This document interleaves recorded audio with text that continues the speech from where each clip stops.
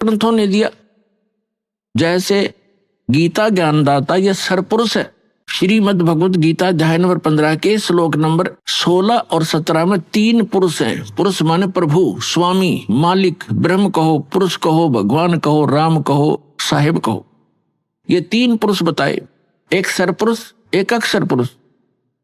और 15वें अध्याय के गीता के 15वें अध्याय के 17वें श्लोक में सरपुरुष और अक्षर पुरुष से कोई और बताया जो श्रेष्ठ भगवान है, पुरुषोत्तम है।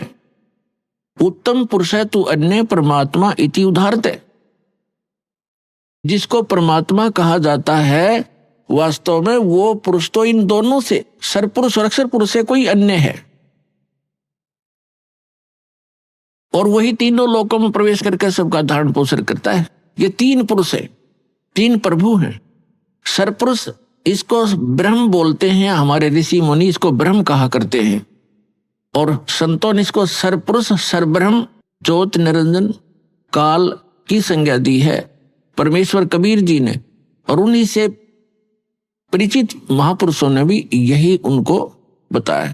तो दूसरा अक्षर पुरुष है, इसको दूसरे शब्दों में परब्रह्म भी कहते हैं, अक्षर ब्रह्म भी कहते हैं।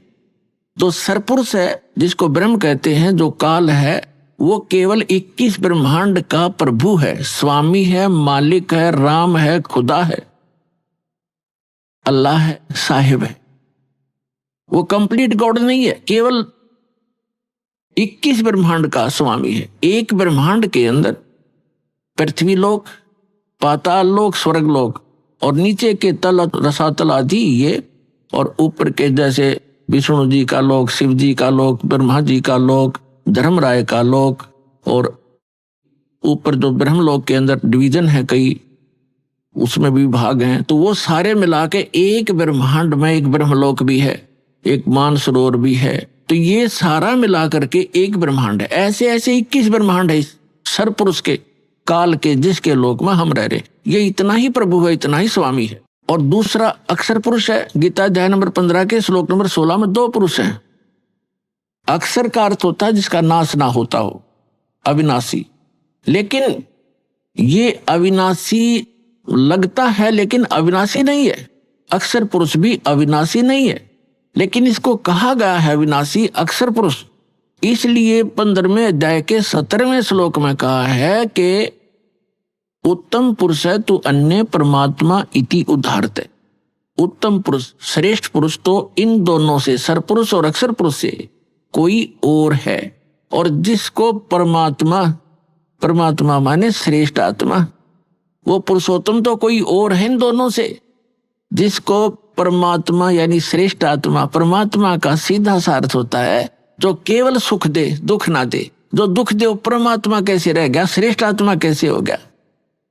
तो हमने डेफिनेशन का भी नहीं पता था आज तक उस गॉड की जिसकी हम पूजा करने जा चले थे और पूजा कर रहे थे। तो हम ऐसे ही धूल अंधेरे में घूम रहे थे, जंगल में भटका रखे थे, हमें कोई रास्ता नहीं था। तो इसमें लिखा फिर ये लोग तर्रम आविश्य विवर्ती अवय ईश्वर है, जो तीनों लोकों में प्रवेश करके सबका धारण पोषण करता है, वो है अविनाशी परमात्मा, अवय ईश्वर है, वो है अविनाशी। ऊपर वाले को अक्षर पुरुष को भी अक्षर का अर्थ वैसे अविनाशी होता है, लेकिन ये रिजेक्ट कर दिया यहाँ पर कि इन दोनों से अन्य है जो वास्तव में अविनाशी है। अभी सारी डिटेल को समझाएंगे आज के सत्संग में। पहले जो प्रसंग चल रहा था कि वो परमात्मा ही आकर स्वयं ज्ञान देता है, और उसने आकर के हमें बताया कि इससे हटकर कोई और स्थान है जहां आप पहले रहा करते थे, और अपनी गलती के कारण आप बालकपन करके आप यहां आ गए, गंदे लोक में फंस गए। अब यहां से जाने का विकल्प आपके पास नहीं रहा, ना किसी ऋषि, महर्षि और संत और ब्रह्मा विष्णु महेश को भी यहां से वापस जाने के मार्ग का पता नहीं। उसके लिए परमात्मा स्वयं आते हैं। जो प्रसंग चल रहा था तो परमात्मा 3 स्थिति में बताया आपको कि जो सतलोक में रहता है, जहां हम रहते थे, वहां करोड़ सूर्य करोड़ चंद्रमा मिला दे उनका ऐसा प्रकाश है।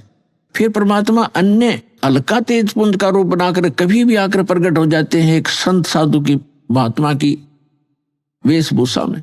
या तीसरी स्थिति, सेकंड स्थिति परमात्मा की यह प्रत्येक युग में वहां से चलकर आते हैं सहस्रीर कमल के फूल पर, एक सरोवर के अंदर कमल के फूल पर शिशु रूप धारण करके विराजमान होते हैं। वहां से निसंतान जिनके बच्चे नहीं होते उठा ले जाता है और फिर उसकी परवरिश वहां होती है। फिर धीरे धीरे 5 वर्ष की आयु में ही वो बड़े बड़े विद्वानों के छक्के छुड़ाना शुरू कर देते अपने अध्यात्म ज्ञान के आधार से।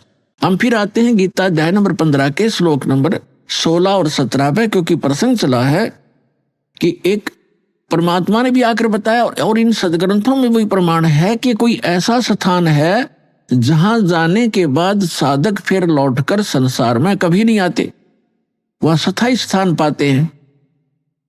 और जब तक हम इस काल के लोक में हैं, कितनी साधना कर लें, उस सत्य पुरुष के बताए उस सत्य ज्ञान के आधार से जब तक सत्य साधना नहीं करेंगे तो हमारी जन्म मृत्यु सदा बनी रहेगी।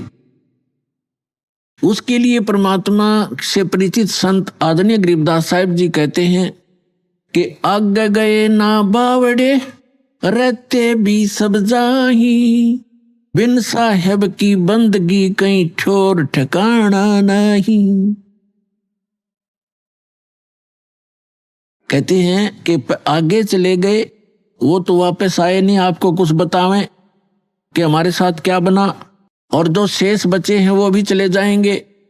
यहाँ किसी उस सत्य साधना वो पूर्ण परमात्मा की भक्ति के बिना कहीं ठोर ठिकाना नहीं। जैसे आज आप चाहे प्रधानमंत्री बने हो किसी देश के और मृत्यु होगी, कोई पुण्य किया है उसके आधार से आप स्वर्ग जाओगे इस जीवन में, तो स्वर्ग के अंदर अपनी पूंजी को समाप्त होते ही आपकी ऐसी मृत्यु होगी जैसे यहां हो गई। तो यहां से चलो फिर स्वर्ग में पुण्य समाप्त होते ही वहां से चलो फिर नरक में अपना पाप भोगोगे, वहां कष्ट उठाओगे। जब वो समय पूरा होता है होते ही फिर कहेंगे चलो, वहां भी नहीं रख सकते। उसके बाद फिर गधा बनोगे, गधे का जीवन पूरा करते ही फिर चलो फिर कुत्ता बनो, कुत्ते का जीवन पूरा होते फिर चलो मरो, और फिर मनुष्य बन गए फिर मरो, फिर वहां जाओ स्वर्ग में फिर चलो, खा के ये जीवन। तो ये चलो चलो मिटेगी सतलोक में जाने से।